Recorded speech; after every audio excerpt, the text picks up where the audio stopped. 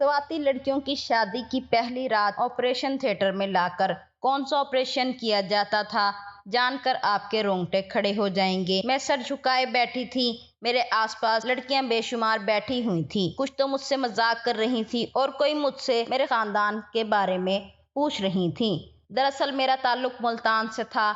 मैं सराइकी खानदान से ताल्लुक रखती हूँ, जबकि जहाँ मेरी शादी हुई थी ये पठानों का इलाका था। मैं सवात में ब्याह कर गई थी और ये सब लड़कियां मुझे बड़ी दिलचस्पी से देख रही थीं। इनके यहाँ एक शहरी बहू आई थी, इसीलिए ये बड़ी मुतासिर नज़र आ रही थी। पर वहीं बैठे बैठे मेरे कानों में एक ऐसी बात पड़ी जिसने मेरे हवास पर बिजली गिरा दी। मैं तो सोच भी नहीं सकती थी कि यहाँ पर ऐसी रस्मों का आगाज़ किया गया है या फिर ऐसी रस्में भी कही जाती हैं। लड़कियां मुझसे हंस हंस कर बातें करती और कहती कि तुम्हारी शामत आ रही है। मैं समझी कि शायद मेरे शोहर से मुलाकात के बारे में ये ऐसा कहती हैं, लेकिन फिर पता चला कि रात को दुल्हन को अस्पताल ले जाया जाता है। इस बात की मुझे समझ नहीं आई थी। लड़कियों ने तो सरसरी मजाक के अंदाज में मुझे ये बात कही थी कि रात को तुम्हें अस्पताल ले जाना पड़ेगा। मैंने सोचा कि शायद ये मजाक हो या फिर यहाँ की औरतें इसी तरह की बातें करती होंगी, लेकिन ऐसा ही हुआ था। मैं जब अपने कमरे में बैठी थी अकेले, अपने शोहर का इंतज़ार कर रही थी कि कमरे का दरवाज़ा खुला और शोहर की बजाय मेरी सास कमरे में दाखिल हुई। मुझे देखते ही कहने लगी, माशाल्लाह कितनी खूबसूरत बेटी है। मेरे अल्लाह ना करे कि इसे मेरी नज़र लगे। तुम्हारे तो बच्चे भी बहुत खूबसूरत होंगे, बिल्कुल तुम्हारी तरह मोटे मोटे और भूरी भूरी आंखों वाले होंगे। मेरी सास ने आगे बढ़कर मेरा माथा चूम लिया। वो वाकई बहुत सादा और मुखलिस औरत मालूम हो रही थी, लेकिन मुझे इनका अपने कमरे में आने का मकसद समझ नहीं आ रहा था। मैंने इन्हें सवालिया नज़रों से देखा तो कहने लगी, बेटा थोड़ी सी जहमत होगी, लेकिन हमारे ख़ानदान में ये एक रवायत है। क्या रवायत है अम्मा जी? मैंने बड़े अदब से पूछा था। इन्होंने भी झिझकते हुए मुझे बताया कि वो मुझे अस्पताल लेकर जाना चाहती हैं। ये सुनकर मेरा मुंह खुला का खुला रह गया। मैंने कहा, अम्मा जी मुझे ऐसी कौन सी बीमारी है जिसे ठीक करने के लिए आप मुझे अस्पताल लेकर जाना चाहती हैं? कहने लगी कि बेटी बीमारी तो कोई भी नहीं है, लेकिन हो तो सकती है। बस बीमारी से बचने के लिए यहाँ एक रिवाज है कि औरत को शादी के बाद ही अस्पताल लेकर जाते हैं, इसे इंजेक्शन लगाते हैं। इस इंजेक्शन से वो हमेशा जवान भी रहती है और बच्चे भी सही पैदा करती हैं। कभी इस औरत को मसला नहीं होता, लेकिन शर्त यह है ये इंजेक्शन शादी के बाद ही लगवाना होता है। मैं अपनी सास की बातें सुनकर परेशान हो रही थी। सच बात तो यह है कि मुझे इनकी बात समझ नहीं आई थी कि आखिर इंजेक्शन लगवाने से होगा क्या। ये ताकत का इंजेक्शन था, ना मैं कमज़ोर थी ना मैं बूढ़ी थी। फिर आखिर मेरी सास ये बातें क्यों कर रही थी? तभी कमरे का दरवाजा खुला और एक औरत नमूदार हुई। इस औरत के बाल छोटे छोटे काटे हुए थे। बाकी पठान औरतों की तरह इसने खुद को चादर में नहीं ढका हुआ था, बल्कि खुले सर घूम रही थी। इसके कपड़े भी ऐसे थे, देखकर लगता जैसे वो बहुत ही मॉडर्न खानदान से ताल्लुक रखती हो। मुझे लगा था कि मेरी सास की कोई शहरी रिश्तेदार है, पर मेरी सास ने मुझे ये कहकर हैरान कर दिया, ये इनकी सगी बहन है, यानी वो मेरे शोहर अजहर खान की खाला है। जाहिर है अदब का रिश्ता बनता था। मैंने इनको सलाम किया, पर वो अजीब लहजे में बोली। मुझसे कहने लगी, ए लड़की उठो, जल्दी करो, हमें इस वक्त अस्पताल चलना होगा। मैंने इनकी तरफ देखकर भी यही सवाल किया कि आप मुझे अस्पताल क्यों लेकर जाना चाहती हैं? तुम्हें तुम्हारी सास ने कुछ सिखाया नहीं क्या?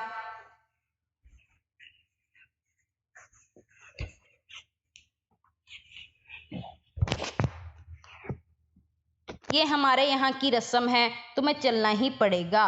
मैं ये सुनकर परेशान हो गई। मैंने कहा, अच्छा मैं कपड़े तब्दील करके आती हूँ तो फिर आपके साथ अस्पताल चलूँगी, लेकिन मुझे कोई बीमारी नहीं है। वो औरत फिर मुझ पर चिल्लाती हुई बोली, कपड़े तब्दील करने का वक्त नहीं, तुम यही जोड़ा पहन कर चलोगी। अच्छा ठीक है, मैं थोड़ा मुँह धोकर आती हूँ। नहीं, मुँह भी नहीं धोना, इसी तरह हमारे साथ चलो, बस जैसे अभी बैठी हुई हो बिल्कुल इसी तरह, कुछ भी तब्दील नहीं करना। वो औरत बड़ी ही तल्ख लहजे में बात कर रही थी। मुझे इनका यूं बात करना अच्छा तो नहीं लगा, लेकिन मैं क्या करती, वो मेरी सास की बहन थी। सो मैं उठकर खड़ी हो गई और इनके साथ ही चल पड़ी। पर मुझे ये समझ नहीं आ रहा था कि आखिर ऐसा कौन सा इलाज है शादी के बाद ही करवाया जाना है। ना मेरे टेस्ट हुए हैं, ना मुझे चेकअप किया गया है, انہیں کیسے پتہ چلا کہ میں بیمار ہوں؟ مجھ میں تو کوئی بیماری نہیں تھی۔ میری ساس اور ان کی خالہ نے مجھے ایک بڑی سی گاڑی میں بٹھایا۔ میری ساس اور ان کی خالہ نے مجھے ایک بڑی سی گاڑی میں بٹھایا۔ گاڑی اتنی شاندار تھی کہ مجھے اس خاندان پر فخر ہونے لگا کہ میں آج یہاں بیاہ کر آئی ہوں۔ وہ لوگ بہت ہی امیر ہیں۔ خیر ہم لوگ تھوڑی دیر میں ہسپتال کے باہر پہنچ گئے تھے، لیکن نہ ہی میری ساس نے کسی چوکیدار سے پوچھا، مجھے سیدھا کمرے میں لے کر چلی گئیں۔ وہاں جا کر خالہ جی نے کمرے کی لائٹ آن کی، جبکہ دوسرے کمرے کی بجھا دی۔ درمیان میں مجھے لٹا دیا گیا۔ بس بیٹی یہاں لیٹ جاؤ، ڈاکٹر آ ہی رہا ہوگا۔ یہ کہہ کر میری ساس نے کمرے کا دروازہ بند کر دیا۔ خوف کے مارے میرے تو پسینے چھوٹنے لگے۔ میں سوچنے لگی تھی مجھے ایسی کون سی بیماری تھی کہ اتنی ایمرجنسی میں مجھے یہاں لٹایا گیا تھا۔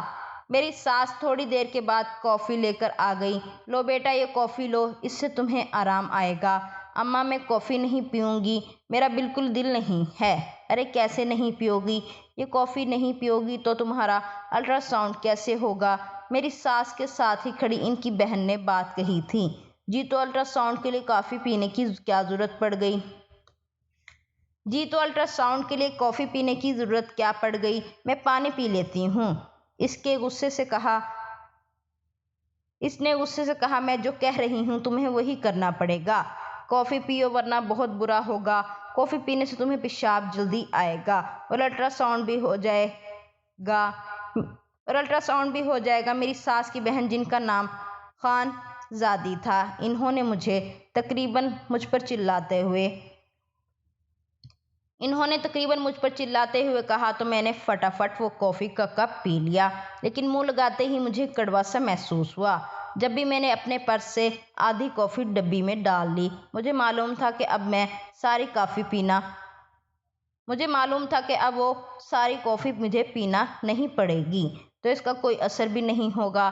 بس وہ جو ہلکا سا کافی میں نے پیا تھا، اس کی وجہ سے میرے چہرے پر عجیب سی جلن ہونے لگی، اور میری ساس تو وہاں سے پہلے ہی جا چکی تھی۔ اب ان کی بہن وہاں پر موجود تھی، جو کہ کسی صورت بھی مجھے کوئی ڈاکٹر نہیں معلوم ہو رہی تھی۔ پھر کمرے میں مکمل اندھیرا چھا گیا۔ مجھے اپنی گردن پر کسی کا لمس محسوس ہوا۔ میں نہیں جانتی کہ وہ کیا تھا۔ کافی دیر یہی عمل دہرایا جاتا رہا، لیکن میں سمجھ نہیں پائی کہ یہ ہے کیا۔ بس مجھے تھوڑا تھوڑا شک تھا کہ میرے ساتھ کیا ہوا ہے۔ مجھے بے ہوش کرنے کی کوشش کیوں کی گئی؟ پھر مجھے آنکھوں پر پانی کی چھینٹیں مار کر ہوش میں لایا گیا۔ میں نے سامنے دیکھا تو میرا شوہر اور میری ساس اماں کھڑی تھیں۔ شکر ہے بیٹی کہ تمہارا علاج ہو گیا، اب تم گھر چلو۔ تمہارے ساتھ میرا بیٹا بہت ساری باتیں کرنا چاہتا ہے۔ اس نے تمہیں ساری دنیا سے لڑ کر حاصل کیا ہے، اس کا بھی تو حق ہے نا تم پر۔ میری ساس بڑی ہی معصوم عورت تھیں، جبکہ ان کی بہن وہاں سے جا چکی تھیں۔ آنٹی نے مجھے اس کمرے میں لٹا کر کیا علاج کیا تھا، میں اس طور پر بے خبر تھی، لیکن میرے دل میں حیرت ضرور تھی۔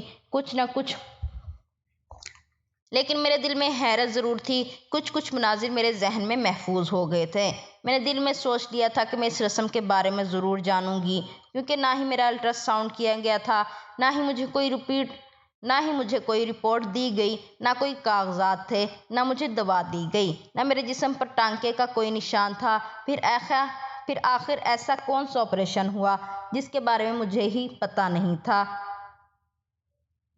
میں مجھے پتہ ہی نہیں چلا؟ میں گھر آ گئی۔ میں نے اپنے شوہر سے اس بات کا ذکر کیا اور پوچھا یہ کیا تھا، کون سا علاج تھا، کس چیز کا علاج تھا؟ کہنے لگے کہ دیکھو زنیرہ، میں تو صرف اتنا جانتا ہوں، اس سے عورتوں کی صحت پر اچھا اثر پڑتا ہے، تو تبھی اماں لوگ یہ رسم ہمیشہ کرواتے ہیں، کیونکہ اسی سے تو سبھی عورتوں کی زندگی میں سکون آتا ہے۔ اور تمہیں پتہ ہے کہ ہمارے علاقے میں کوئی لیڈی ڈاکٹر نہیں ہے۔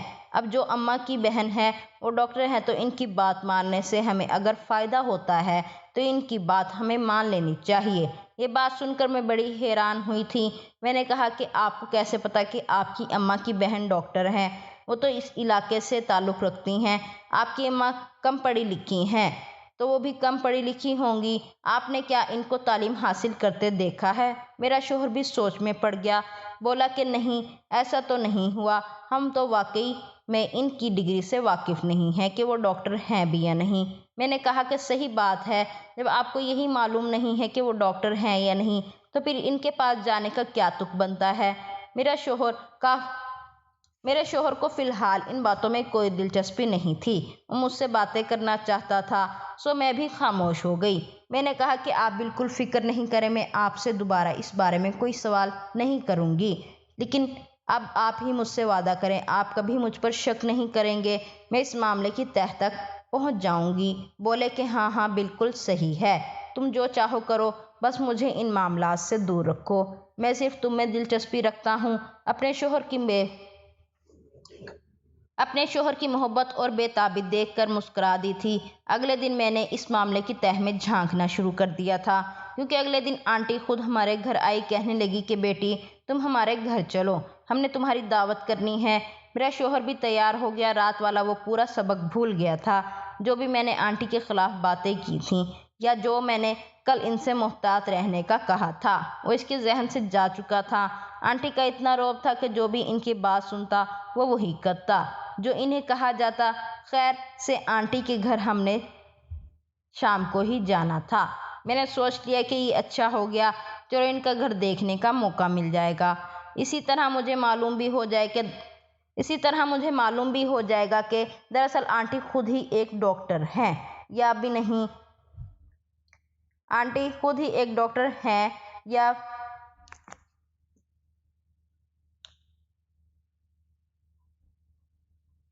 دراصل آنٹی خود ہی ایک ڈاکٹر ہیں بھی یا نہیں، اس بات کی وجہ سے میں پریشان بھی تھی۔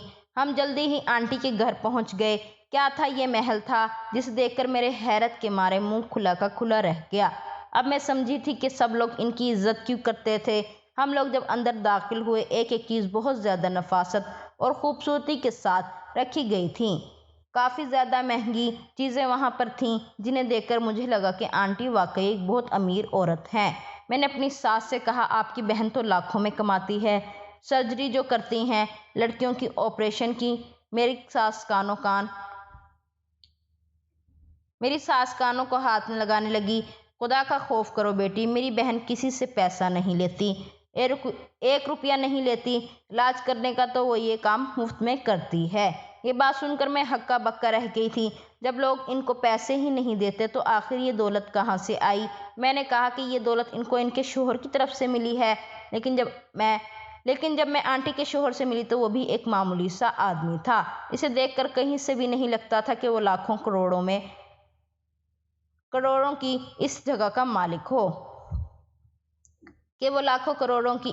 مالک ہے، لیکن بہرحال کافی ساری باتیں تھیں جن پر مجھے شک تھا۔ میں نے آنٹی سے پوچھا کہ آپ نے ڈاکٹر کی تعلیم کہاں سے حاصل کی ہے؟ کہنے لگی کہ بس میں نے پرانے وقتوں میں پڑھا ہے۔ ان کو کسی کالج کا نام بھی نہیں پتا تھا۔ کہنے لگی کہ اس ہسپتال میں جہاں میں تمہیں لے کر گئی تھی،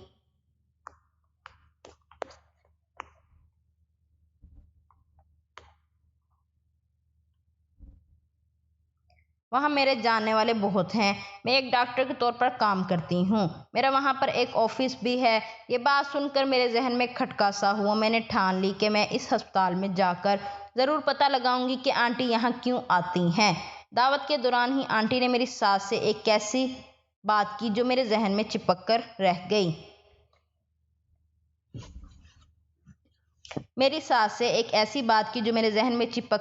کہنے لگی میں نے سنا ہے کہ تم اپنے چھوٹے بیٹے کا بھی رشتہ کرنا چاہتی ہو۔ دیکھو اچھے لوگوں میں رشتہ کرنا، اور ہاں جو تمہیں کہہ رہی ہو اس لڑکی کی صحت کے بارے میں معلوم کر لینا، اور اگر تمہیں پتہ چلا کہ اس لڑکی میں کوئی بھی مسئلہ ہے تو پہلے مجھے بتانا۔ بہرحال شادی کی رات والی رسم تو میں نے ہی کرنی ہے، تو میں اس کا علاج کر دوں گی۔ میری ساس نے سعادت مندی سے، جیسے وہ جانتی ہوں کہ علاقے کی سب سے بڑی ڈاکٹر آنٹی ہی ہیں۔ مجھے ان باتوں پر یقین نہیں تھا۔ 2 باتیں مجھے معلوم پڑ چکی تھیں، ایک تو مجھے ہسپتال سے اس بات کا سراغ مل سکتا ہے، دوسرا میری دیورانی کے آنے پر اس رسم میں شامل ہونے پر بھی مجھے کچھ نہ کچھ علم ضرور ہو جائے گا۔ اگلے ہی دن میں ہسپتال پہنچ گئی۔ وہاں جا کر میں نے اس کمرے کے متعلق پوچھا، ڈھونڈا تو پتہ چلا کہ یہ کمرہ آنٹی نے ہسپتال والوں سے 50,000 روپیہ مہینہ لیا ہوا ہے۔ یہ بات بڑی حیران کر دینے والی تھی کہ 50,000 روپیہ کرایہ ایک کمرے کا وہ کیوں دیتی ہیں؟ आखिर ये कमरा लेने का मकसद क्या है? बाकियों से मैंने पूछा तो पता चला कि आंटी का तो डॉक्टर ही से दूर दूर तक कोई ताल्लुक ही नहीं है। इन्होंने बस ये अस्पताल अपने कमरे के लिए रखा हुआ है। इस कमरे का वो महीना किराया देती हैं। यहाँ पर इन्होंने छोटे मोटे बिस्तर और इस तरह की चीज़ें रखी थीं जिनको देखकर लगता था कि ये वाकई अस्पताल की शक्ल पेश कर रहा है। मैं वो कमरा देखकर वापस आ गई। बदकिस्मती से मैं सिर्फ खिड़की से ही देख सकी थी क्योंकि कमरे को ताला लगा हुआ था और बाहर शीशे की खिड़कियां थीं। इस बात ने मुझे हैरान भी किया था और परेशान भी। मैंने एक औरत से बात की तो इसने बताया कि यहाँ पर शादी की पहली रात लड़कियों को लाया जाता है। खानजादी साहिबा इन लड़कियों को अपने कमरे में लिटा कर रखती हैं, घंटे बाद वापस ले जाती हैं। अब तो इनकी शोहरत फैलती जा रही है। महीने में वो 3-4 बार ये काम करती हैं और अब मोहल्ले में भी इनको जानने पहचानने लगे हैं। कुछ लेडी डॉक्टर्स भी इनसे बातचीत करती रहती हैं। मैं ये सारी बातें सुनकर हैरान हुई थी। जब आंटी का डॉक्टरी से कोई ताल्लुक नहीं था तो इन्होंने मेरे साथ ऐसा क्या किया था? वो ये सब मुनाजिर मेरे जहन में चलने लगे। मैंने सोच लिया था कि अब मुझे क्या करना है। मैं घर आई तो मेरी सास अपनी छोटी बहू के बारे में बातें कर रही थी। जाहिर है वो लड़की यहाँ आई तो नहीं थी और मेरी सास ने पहले ही अपनी बहन को अपनी छोटी बहू के बारे में सब कुछ बता दिया था कि वो किस किस्म की हैं और इसकी सेहत कैसी है, तबीयत वगैरह वगैरह। मेरी सास इनसे फ़ोन पर बात कर रही थी, कुछ परेशान लग रही थी। बहरहाल इन्होंने मुझे नहीं बताया कि असल मामला क्या है, बस इन्होंने कहा कि वो बहुत ज़्यादा परेशान है। खैर मेरे देवर की शादी के दिन करीब आ रहे थे। मेरा तजस्सुस भी बढ़ गया था। मैंने सोच लिया था कि मैं अस्पताल में जाकर अपनी खाला सास का राज ज़रूर देखूंगी और अपनी खाला सास के इस जुर्म से पर्दा उठाऊंगी जो वो हमसे छुप कर रही थी और हमें बता भी नहीं रही थी। मैंने आंटी को इस बात का बिल्कुल भी एहसान मैंने आंटी को इस बात का बिल्कुल भी एहसास होने नहीं दिया कि मैं इनका राज जान चुकी हूँ। मैं अनजान बनी रही। जिस दिन मेरी देवरानी रुखसत होकर इस घर में आई, इसकी भी यही सारी बातें सुनाई जाने लगी कि तुम्हारे साथ भी यही अस्पताल वाली रस्म होगी, क्योंकि तुम्हारे इलाज के बगैर हम अपने बेटे के पास नहीं भेज सकते। वो भी एक बड़े घर की थी, कहने लगी कि मैं अस्पताल नहीं जाऊंगी। फिर इसका शोहर आया, इसने बहला फुसला कर अपनी बीवी को अपनी माँ की बात मानने पर मजबूर कर दिया। ये वो लड़की बेचारी भी इस रस्म की भेंट चढ़ गई। आंटी के चेहरे पर अजीब सी मुस्कुराहट थी, जैसे अब के बाद फिर इसकी जीत हो गई हो। लेकिन जैसे ही सब लोग गाड़ी में बैठने लगे, मैं भी गाड़ी में बैठ गई। मेरी सास को इस बात पर खुशी हुई थी कि मुझे अपनी देवरानी का एहसास है। आंटी को ये बात बुरी लगी थी, कहने लगी अस्पताल में ज़्यादा लोगों का रश बर्दाश्त नहीं किया जाता। तुम चलकर क्या करोगी? घर पर ही रुको। मेरी सास ने मेरी हिमायत कर दी, बोली कि नहीं, बहू भी माहौल देखकर आएगी तो अच्छा है। खैर आंटी मुझे अपने साथ लेकर चली गई। वहां जाते ही आंटी ने एक अजीब हरकत की। मुझसे कहने लगी कि तुम यहाँ से बाहर चली जाओ, हमें यहाँ पर अपनी बेटी का इलाज खुद करवाना है। ये वही कमरा था जहाँ इस दिन मैं ही आई थी और मेरी सास मुझे लेकर गई थी, पर मेरी सास को बाहर भेज दिया गया था। मैंने नर्स को अच्छी खासी रकम दी, कहा कि तुम मुझे एक यूनिफॉर्म ला कर दो, मैं तुम्हारे जैसा लिबास पहनकर इस कमरे की कार्रवाई देखना चाहती हूँ। तुम लोगों को तो यहाँ आना जाना भी मना नहीं है।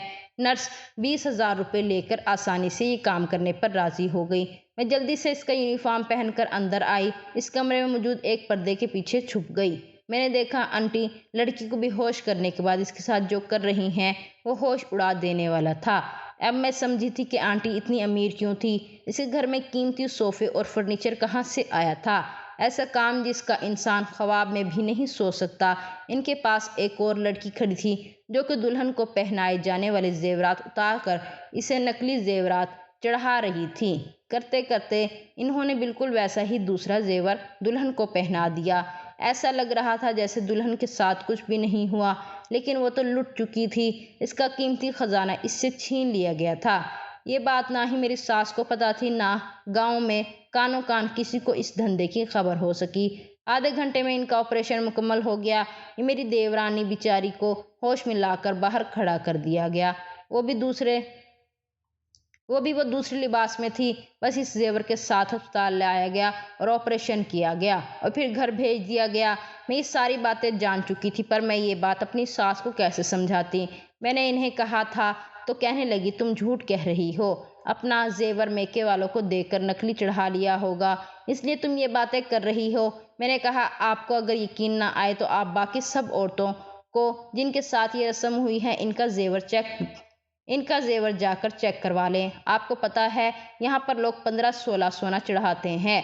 वो अपनी बहू को खाली हाथ नहीं रहने देते, तो फिर ये कैसे मान लेंगे आप इन सब औरतों को नकली जेवर चढ़ाया गया। मेरी सास ये सुनकर सोच में पड़ गई। खैर, अब जो हो गया था सो हो गया था। वो अपने घर में भी लुट चुकी थी। इन्होंने बाकी लड़कियों की ये रस्म करवाने से मना कर दिया, पर अपनी इतने अमीर बहन से ताल्लुकात भी नहीं बिगाड़ सकती थीं। सो ये हकीकत वो किसी को बता नहीं सकी और आज भी वो दिल ही दिल में जलती हैं कि काश हमें भी इस रस्म की हकीकत का पता होता, तो हम इस तरह ना लुटते कि हमारी सालों की जमा पूंजी इस औरत ने हड़प कर ली और कानो कान खबर ना होने दी। इसलिए कहते हैं कोई भी काम करने से पहले तहकीकात कर लेनी चाहिए।